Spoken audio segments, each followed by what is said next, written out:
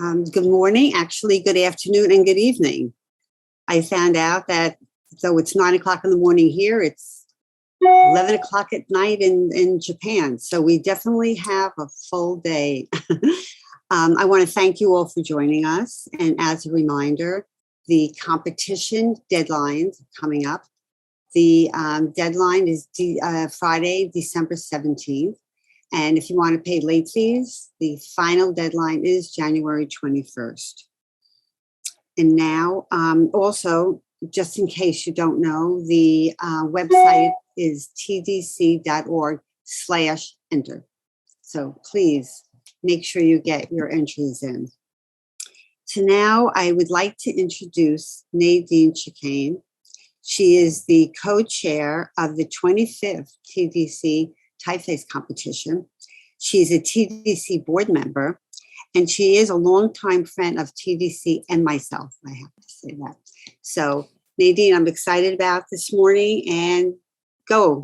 Yeah, thank you. Thank you so much. Thank you for everyone attending. Thank you for everyone watching this on Facebook Live. Thank you for everyone who will watch this later.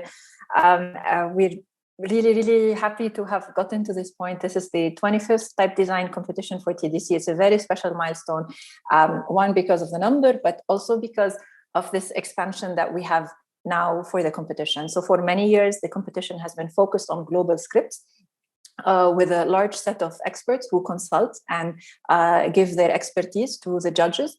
But this year, what we have done is that we have expanded this with 3 specialized categories so that we can bring the expert voices to the table and to make space for these very interesting conversations that I hope we will be having today.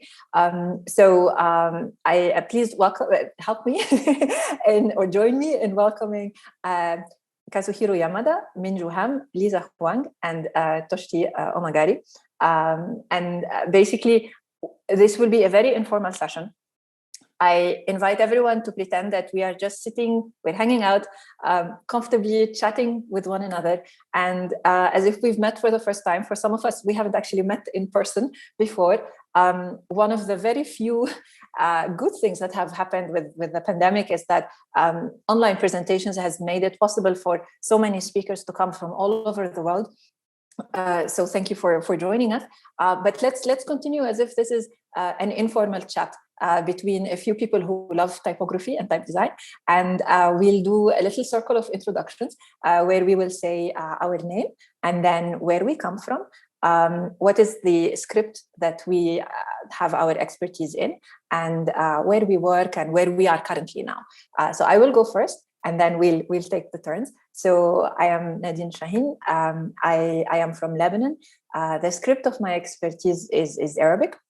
So that's what I mostly design in. And I work for Arabic Type. I am Arabic Type, the foundry, and I also the CEO of I Love Typography and the chair of this competition, co-chair. And yeah, and I'm currently in Barcelona, even though I normally live in London. It's a bit of a mix these days, but that would be me. And if we go now to the next speaker, if we go to Kazu will be speaking in Japanese with support from Toshi, who will be translating for us. So this is the joys of having a really international global competition. So yeah, Kazu, please. 皆さん、こんにちは。僕は山田和弘と言います。カズと呼んでください。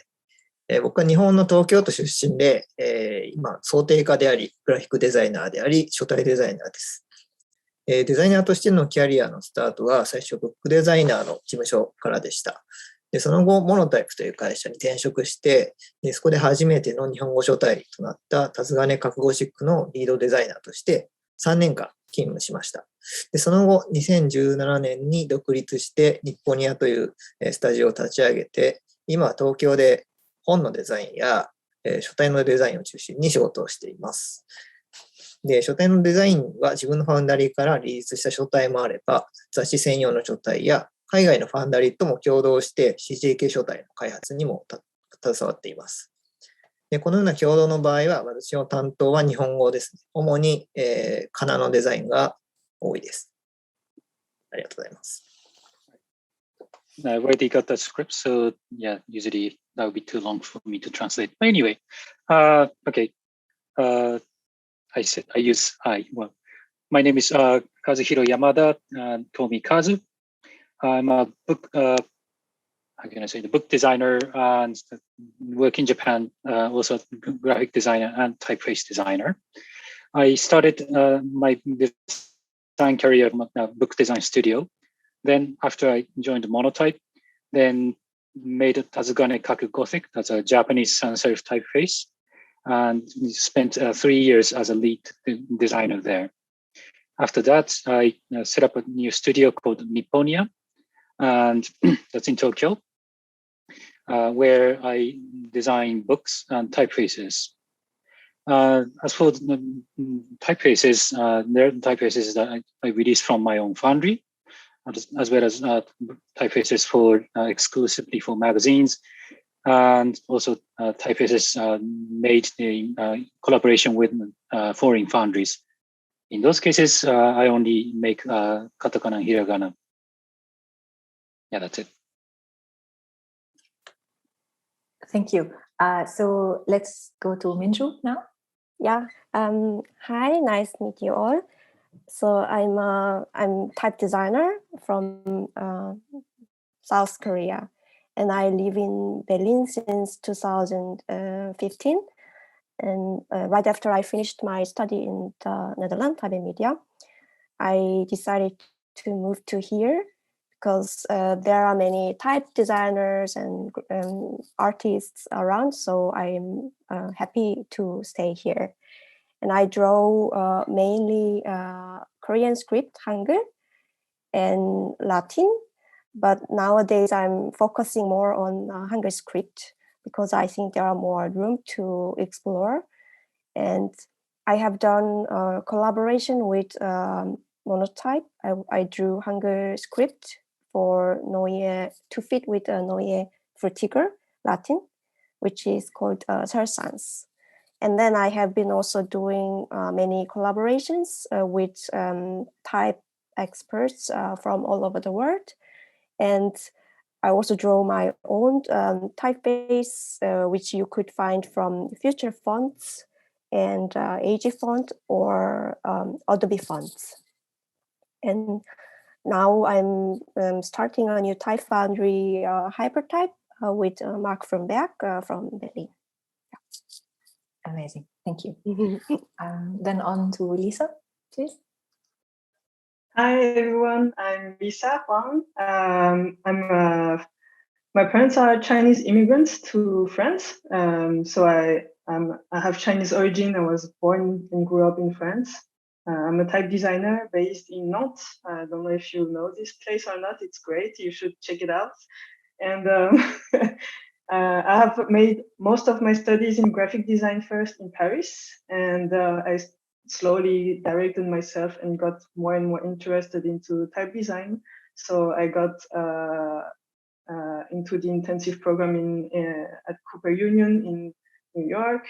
Then I followed this with the Type at Paris program and Type and Media in 2007. No, I graduated in 2018, already 3 years ago. And since then, there were some projects that I've been working on. Some are finished, some are still in progress. One of the last ones that I can talk about would be the digitization of Nushu script for Noto Sans from Google Fonts. It's also it has been a really interesting project, and I hope that there will be some more things to come about that, and some other stuff that are still super top secrets that unfortunately I can't talk about now, but soon, hopefully. And I specialized myself due to my origins and culture with Chinese script, Hanzi. So I'm super honored to be part of this panel of juries and join this CJK category and see what will be here by the applicants. Amazing. Yeah, we're also excited as well. Thank you. These would be our judges, but we are also supported in this panel by Toshi, who will be doing the translations. But Toshi, in and of himself, is an amazing designer, also a friend of TDC and a friend for myself as well. And so let's also have a little short introduction from Toshi as well, please. Hello, I'm Toshi, typeface designer and graduate of University of Reading, and also spent years at Monotype making typefaces for various scripts. But they don't include the CJK actually. Today I'm translating for Kazu. So yeah, apparently Minchu and Lisa, you're both worth 2 men. Anyway, that's it. Okay, excellent. Thank you so much, Toshi. So, like I said, this is a very informal conversation, and I have pretty basic questions that I can already share sort of the trajectory of what we will be discussing on this panel. So the first question is, what makes a good typeface? And then the second question is, what makes an excellent typeface?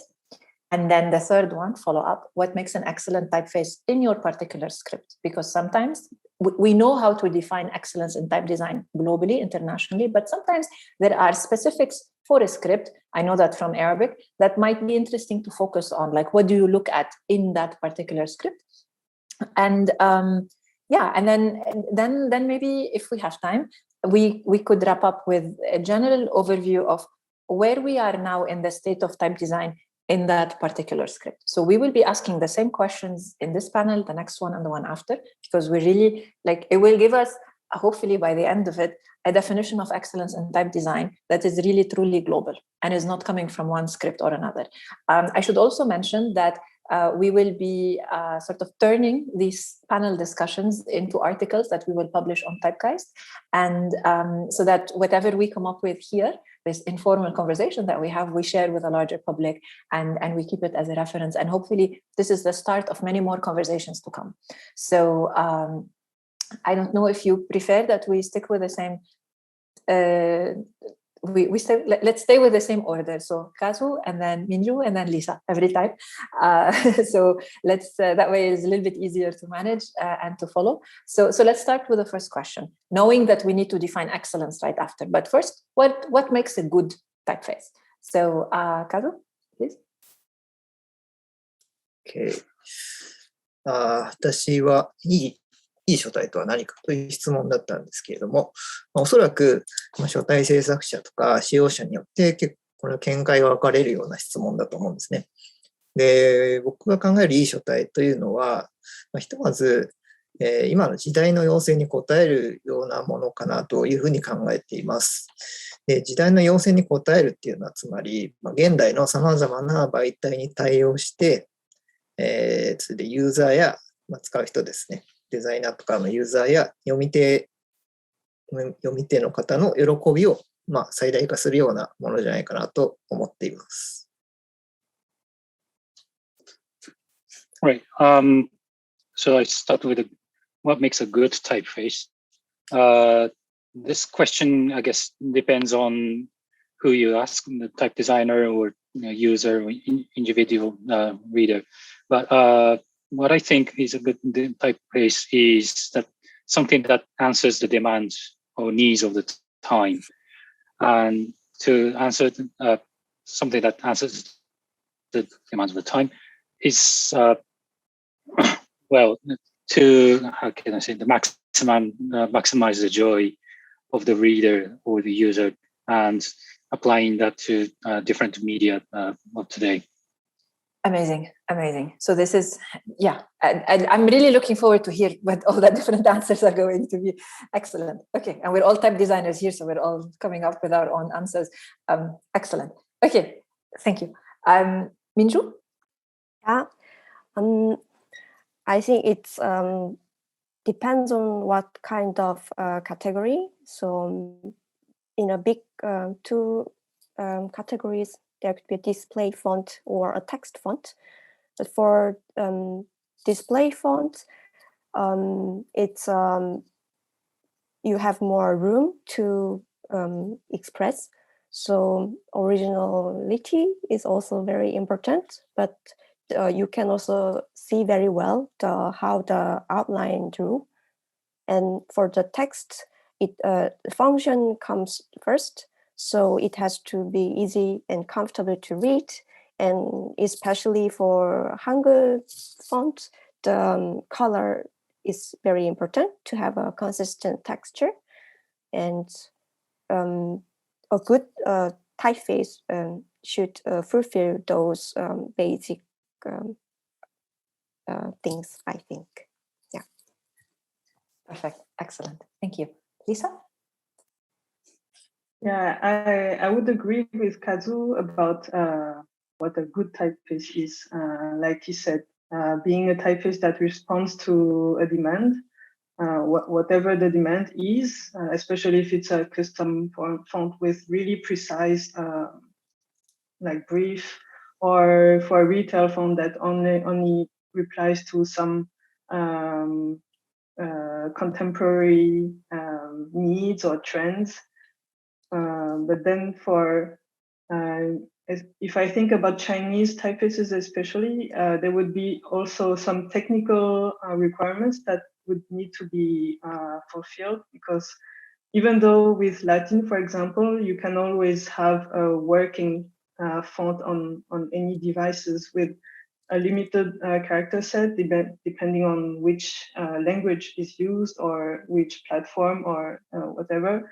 For Chinese, from my rather small experience that I have for so far, there are even less forgiveness from font files in Chinese, because if you have, I don't know, some characters that are missing from the character set, or even the font formats that is too heavy, or or a subset of characters that is not really the good one used on the website, you would have a web page that would take ages to load, or not even load at all, or if it's a font that is not present with a script that is not present in in the device, you would see a lot of tofus. So that's yeah, a good typeface would be something that has a good functionality that works, that allows you to see everything clearly. And then, yeah, the next step would be what defines excellency rather than good. I would say that. So maybe let's now reverse the order to just not always be in the same. Let's stay with Lisa then. So then how do we go to the next step? How do we define, in your view, excellence in type design? Well, then once functionality has been fulfilled, then it's about more details, like shapes, having really like smooth shapes if that's intention, or high legibility if it's a text font, or curves and strokes that follow some classical taste if that's the point that we want to achieve. Excellency is it's a quite tricky point, because then what is excellency could be a synonym of perfection, but then what is perfection? What is excellency? That's a really hard thing to define and to agree on for everyone. That's there's always an argument, a debate possible.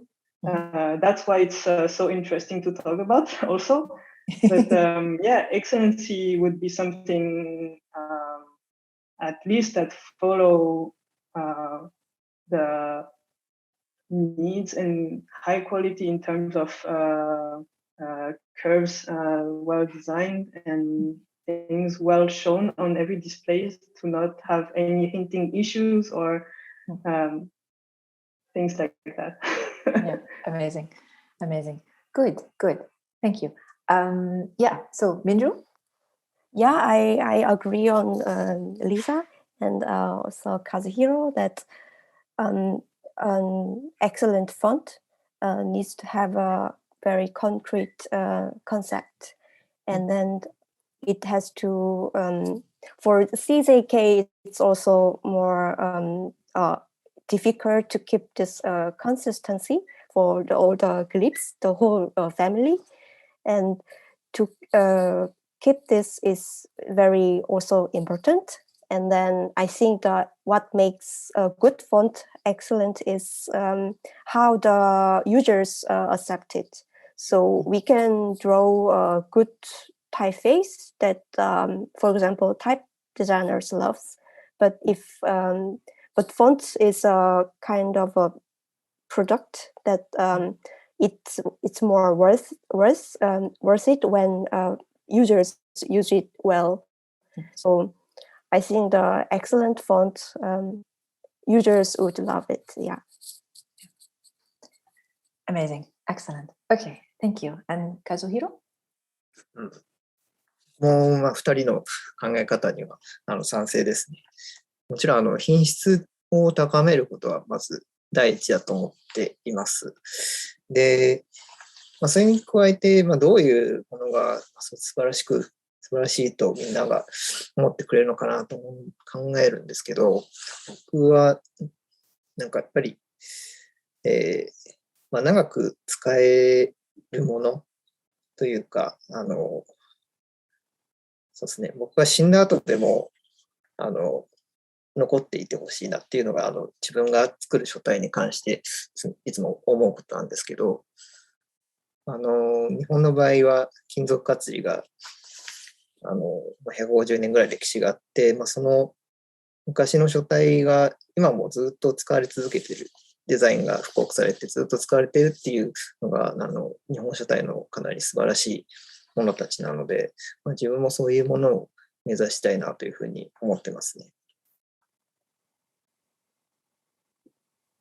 Right. So I agree with you too. And to add my own thoughts, I think that excellent typeface is something that can be used for a long time, like long after the designer's death.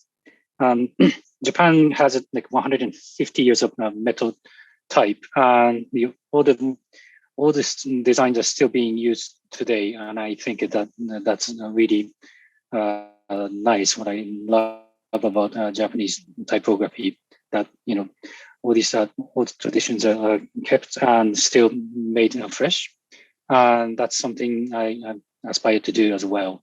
That's what I think is an excellent typeface.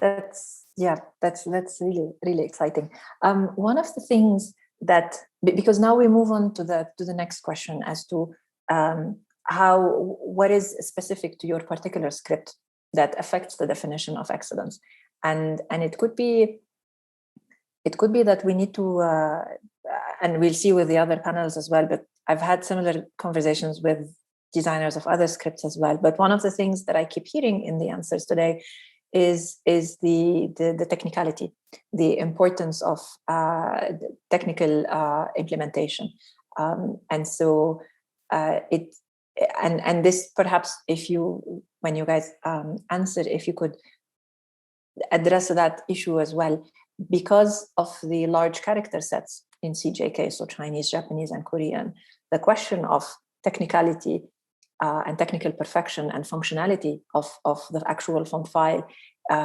seems to grow higher in importance than, say, a basic Latin typeface, where you just have to to draw 256 characters, and you don't have the same level of complexity there, at least not complexity technical, but the task of how big the font is. So it seems to me that from the answers now, because from your definitions, we're seeing that yes, technicality is important, but then there's also longevity, there's also the acceptance of the reader, and there's all the refinement of the details and all of that. So, but let's now get to the next part of the question. So whether it is in Japanese, in Chinese, or in Korean, what stands out? If you were to sit in a conversation with someone who has only designed Latin, and you wanted to explain to them why, like, what are your criteria as to what would win in a competition dedicated to excellence in type design? What is it extra that you need to look at? What is particular in your own script? So for example, just to clarify for everyone what I'm trying to get to, in Arabic, we need we need to, like, there's some basics. There's the illusion of the continuity of the hand movement because the script is partially connected.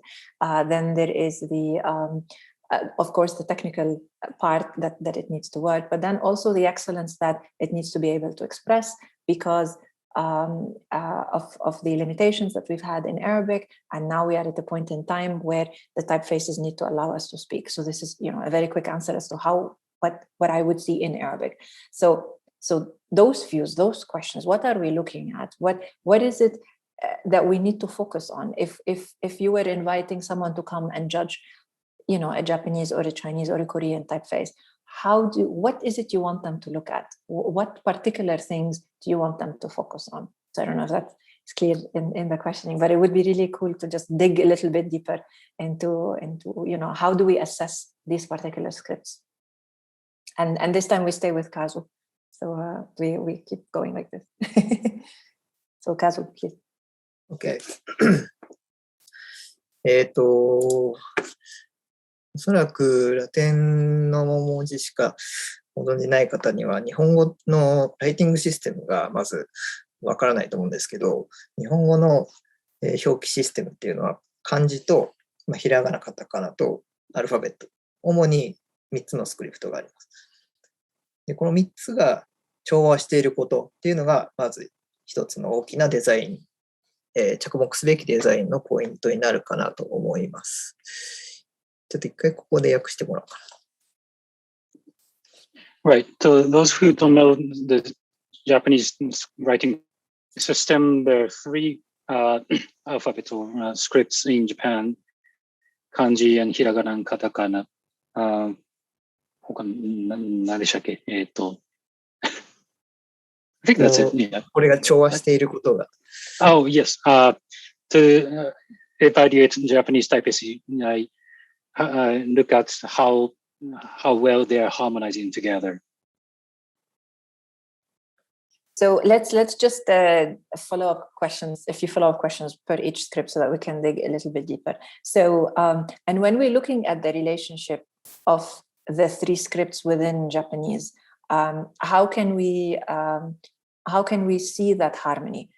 Is it a question of weight or of optical size of the tools? Like what is it in particular that we are looking at to be able to assess if the three scripts are working together? And would Latin come into play as well with vertical Latin or what else? And yeah, Toshi, if you'd like to translate that. チャットに打った通りですが、はい、じゃあ答えますが、はい、そうですね。まずウェイト、太さを揃えるというのは大事なんですけど、単純に同じ太さで作ってしまうと、これダメなんですよ。なんでかっていうと、漢字が日本語の中で最も画数が多い、じゃあ黒みが強くなるので、まずこれを一番細く作らなきゃいけないですね。で、アルファベットはその対極で画数が少ないので、ウェイトという、線の幅を少し太くして、かなはその中間ぐらいがベストだと思います。どうぞ、すみません。大丈夫です。言ってください。Okay, Kaz has more to say, but I'll translate that sentence now. In terms of weight, kanji actually has to be the lightest. You don't make them of the same thickness. And if you have Latin typically is the thickest among the four scripts. Kanji the thinnest, and kana usually in the middle. Okay, that's because of the density of how many strokes per letter, right? Per yeah, you want to compensate for the density. Okay. 続きはありますかね、山田さん。それをチェックする方法っていうのは多分難しいと思うんですけど、実際に作ってみたものをなるべく長い文章を組んでみて、タイプセッティングをして、それでとにかくブラッシュプリントアウトして、目で確認して、で、それを繰り返しですね、ひたすら。で、あとは、ストロークの、なんていうかな、スタイルを揃えていくとか、そういう話になっていくと思うんですけど、何も、日本語全く読めないていう人にアドバイスするには、そういうことをやってほしいですね、とりあえずは。はい。So to evaluate the weights, to check how they're behaving, you really need to typeset long text and print and compare a lot. So it's as simple as that.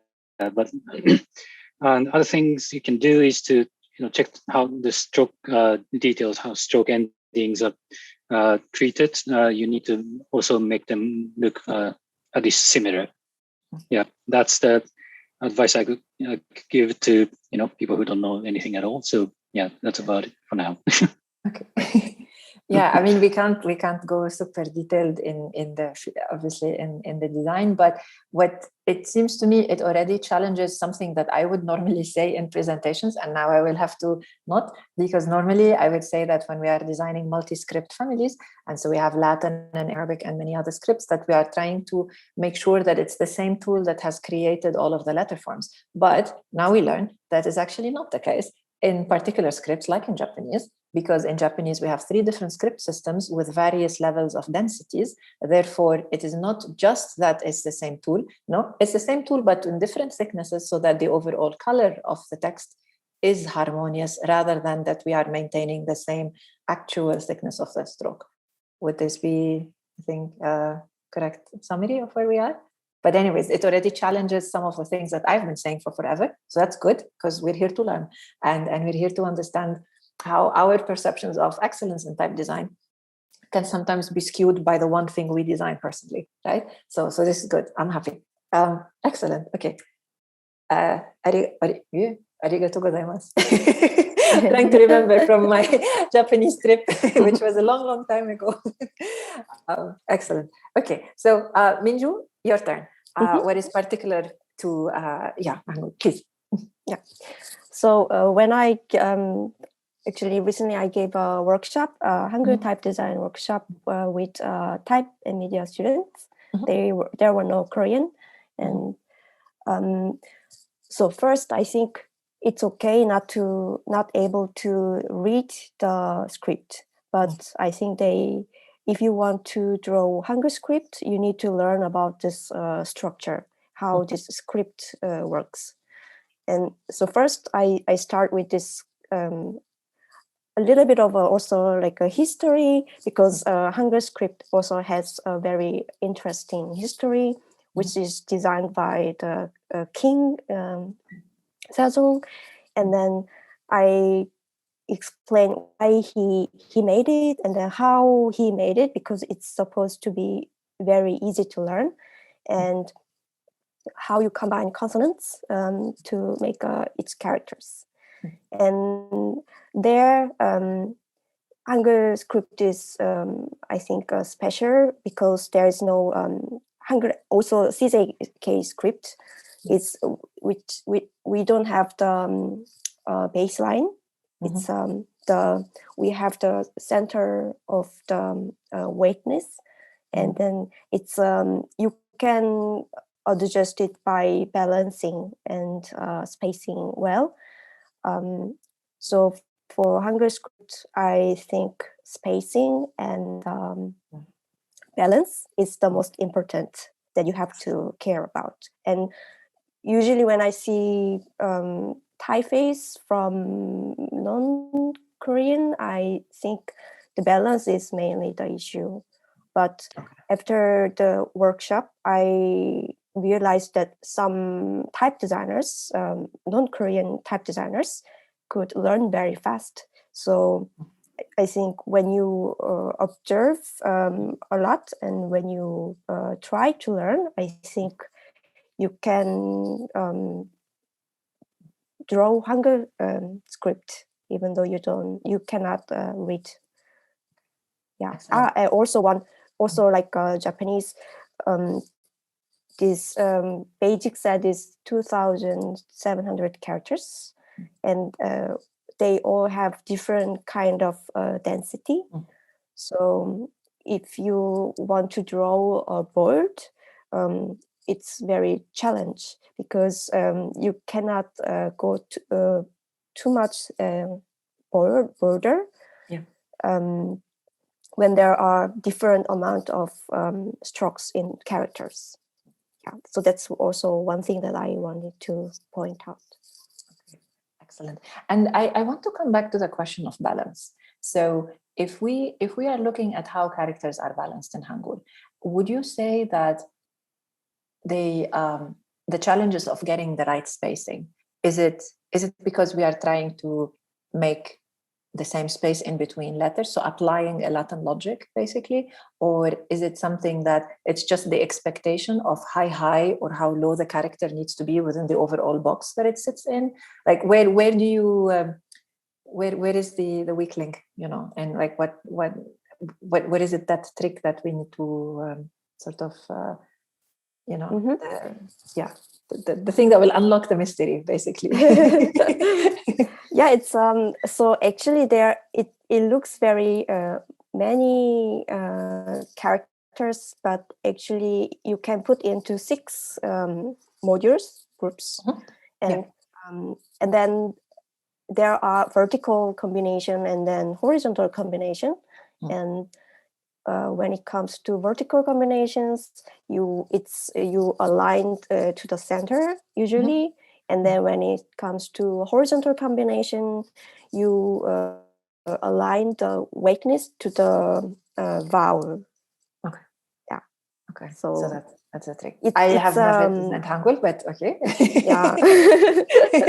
Well, hopefully someone will find this helpful. And I mean, we want to write this up later, so we'll be including all the tips and all the recommendations. And it's just it's just interesting to hear, because what I'm trying to get to with these panels is sort of get inside your minds as to how you assess, you know, and how you judge.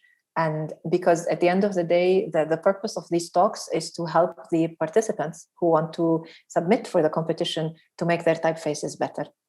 So any of the helpful guidance that you can give them can hopefully move their typefaces from the good to the excellent, so that they can, you know, be featured and celebrated in the competition, but also for people who have never designed but are very interested in designing. So to be able to sort of borrow your eyes and brains, very friendly though, not in a creepy way. But yeah, so this is very helpful. Thank you. Yeah, last but not least for this question, Lisa. Yeah, so things in particular that you're looking at to, you know, how to localize the ideas of excellence, and what is it that you think would be specific? Yeah, I think both Kazu and Minju mentioned that already. The topic about balance with like Hangul and Japanese scripts all together.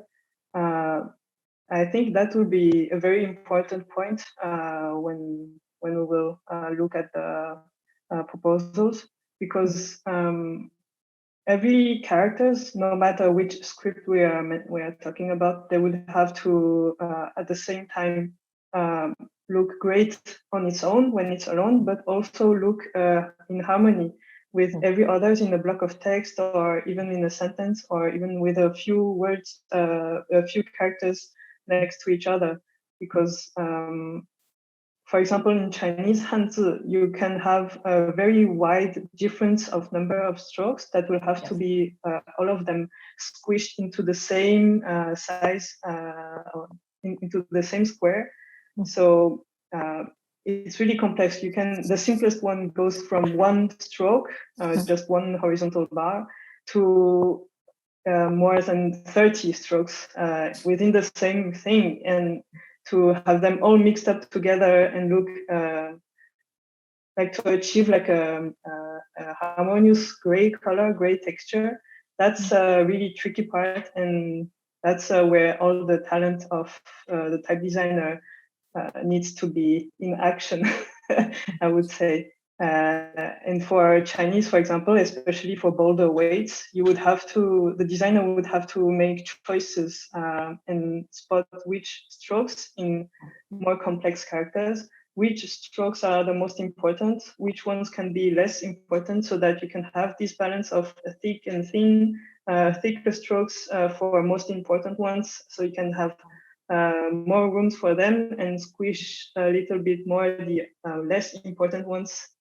And that doesn't, and in a way that doesn't affect the legibility of the character.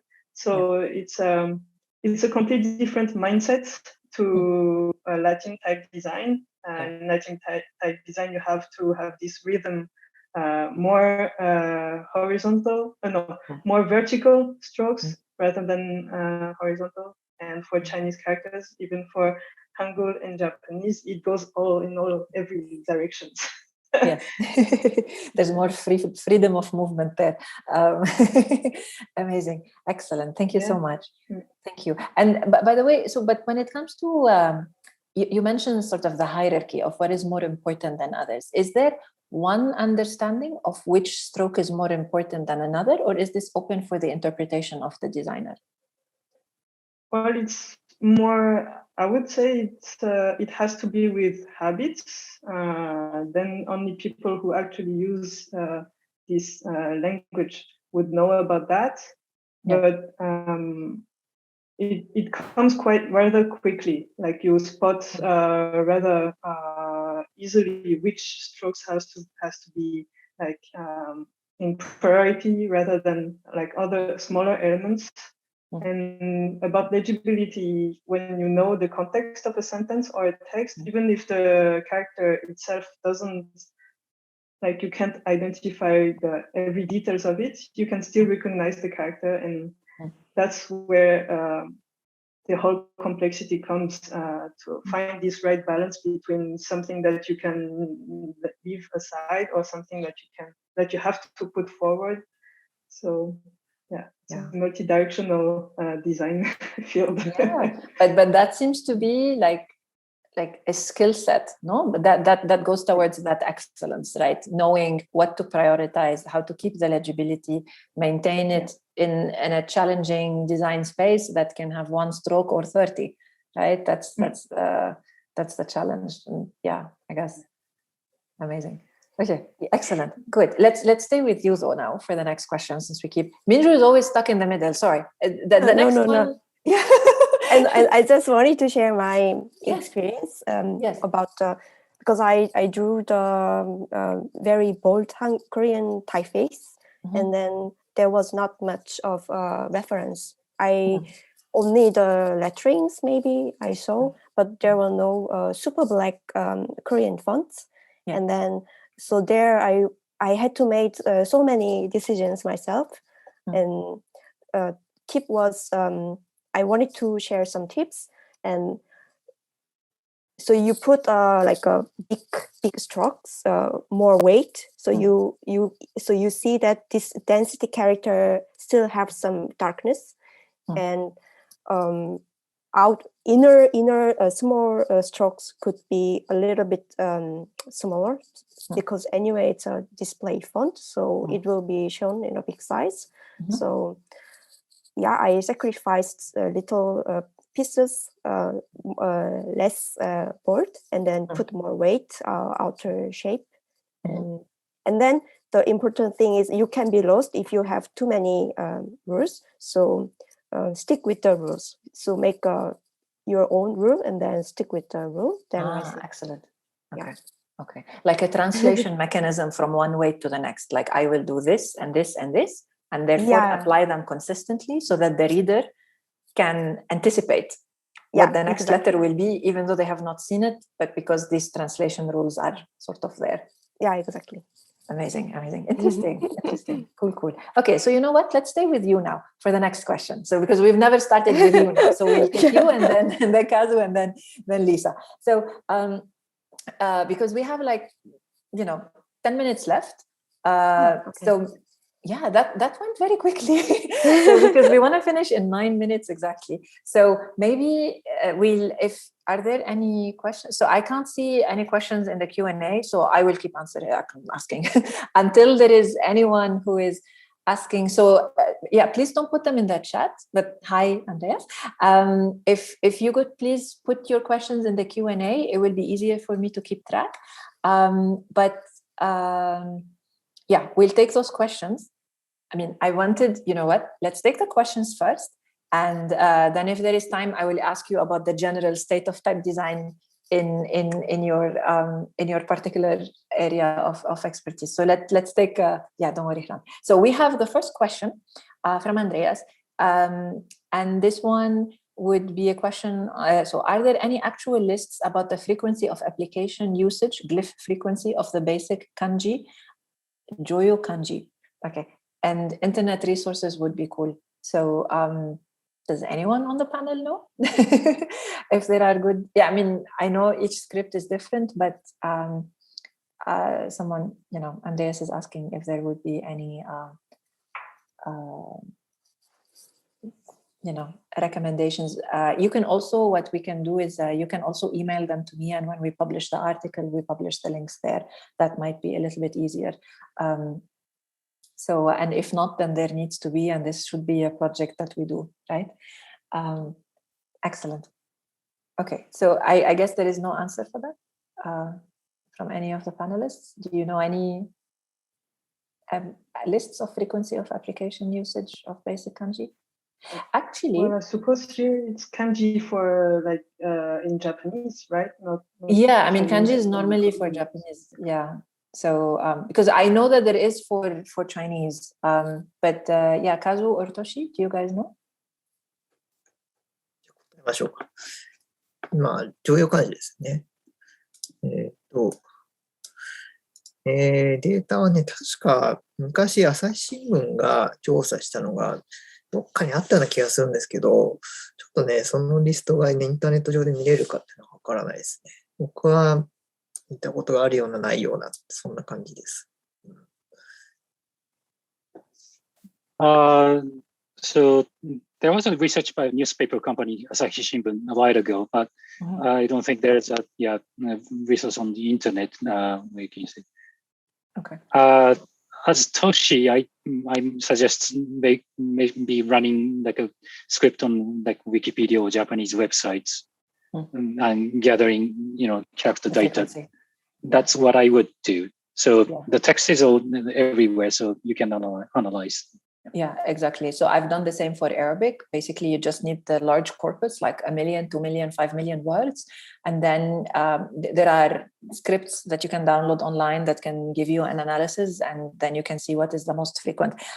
If you are interested in Chinese, text me and I can publish what I know about the frequency of Chinese characters.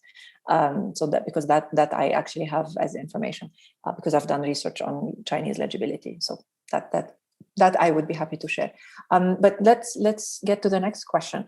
If someone submits an italic between quotes, not necessarily slanted or cursive, to CJK script, how would you judge it? Let's maybe have one person answer this question because we also have a couple more.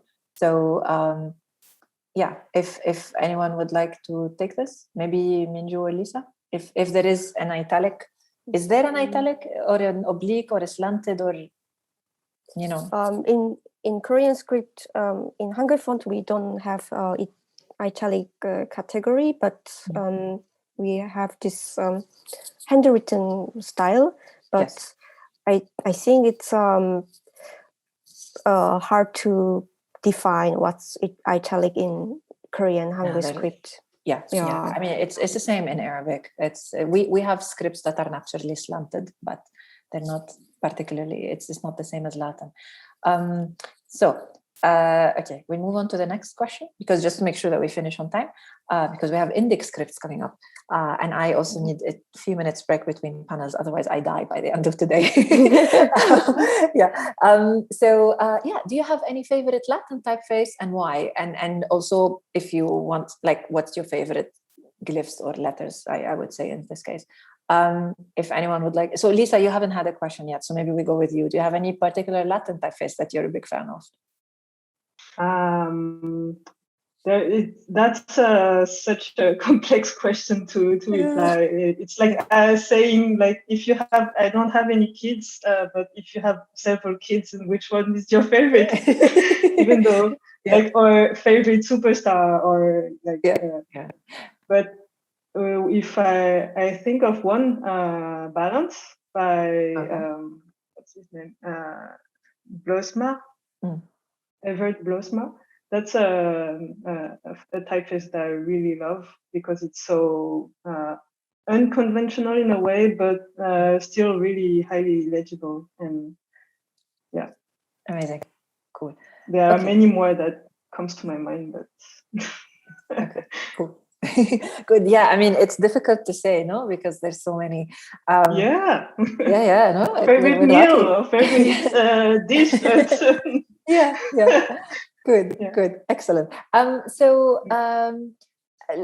We have like 2 minutes, so let's take just like 1 minute per person. We'll go a little bit over time. To just say, if you had, because we don't have we don't have time to go into the state of the type design, but if you could suddenly bring into life with like magic new typefaces in your particular script, what sort of typefaces are you looking for? What would you love to see designed? Something that maybe doesn't exist or hasn't been done a lot, something that you're really excited to see, that feels, like I would love to see this, maybe we can end with that, and then this would give us maybe a little hint of what we'd love to see in the competition, but also in the many years to come, what sort of styles would we like to see of? So I don't know. I'll leave it up to you. Who would ever like to go first to answer? I would like to see more fresh typefaces, and I think in Hangul script, unlike to Latin script, there are big room to express. So it could go. Someone could go really crazy, and it's really hard to finish if you decide to go crazy design, because you have to finish the 2,000 characters. But common is a design competition, and then I think why not? Okay. So more expressive, more amazing, excellent. Who would like to go next in answering? I would say the same.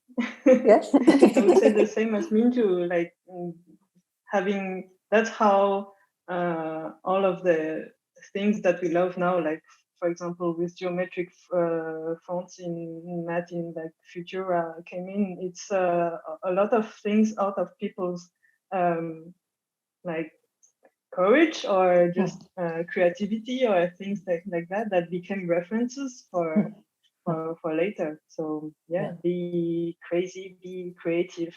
Okay, we amazing. can't wait to see new things. Yes, amazing. Thank you. And Kazu?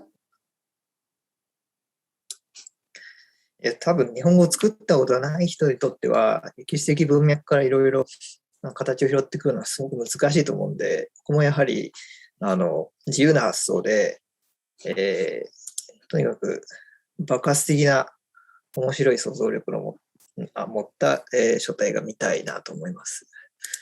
とにかく作ったらなんかできたら出してっていう感じです。Right. It's quite difficult if you haven't designed a Japanese CJK typeface to make a traditional typeface anyway. And I personally want to see more, creative, experimental ideas. And it doesn't matter. Just if you make something, just submit it. Yeah. Amazing. So I am recognizing one theme, because from what we said at the beginning of the panel, we talked about, defining what a good typeface is, that basic technical requirement that needs to be there because of the high number of glyphs that need to be in the font, because of the complexity of having many strokes in one, or having multiple scripts within one sort of language system. And so, or one language system that is relied on 3 scripts. So there's a lot of complexity within that. And so jumping now to what we would like to see in the future, again, that impediment is that technical hurdle, because the character set is so large that it sort of inhibits the ability to go crazy. Because if you want to go crazy, like you're crazy in the first few days, and then for the next 2 years, you have to continue with the same level of craziness for the rest of the 2,700 characters. And so it's a bit difficult. And so I guess that technical impediment is sort of inhibiting the ability to just express freely and not have to worry about the large character set. But I mean, we end on a positive note here that technology is helping, right? We the way that, you know, we draw fonts today and we produce them is much better than it was 10 years ago or 20 or 50. And I am hoping alongside with you guys that we can see more experimentation, more freedom, and more just the fun of it, not to draw for the fun and not have to worry about legibility always, even though, you know, we love that as well. But yeah, this is excellent. I would like to thank you again for joining us. This is the beginning of hopefully many more interesting conversations. I know the 5 of us will definitely be meeting again when we will be judging and discussing what will win. And so we're looking forward to see as many entries as possible. If you're not sure, just submit in any case. We'd love to see them.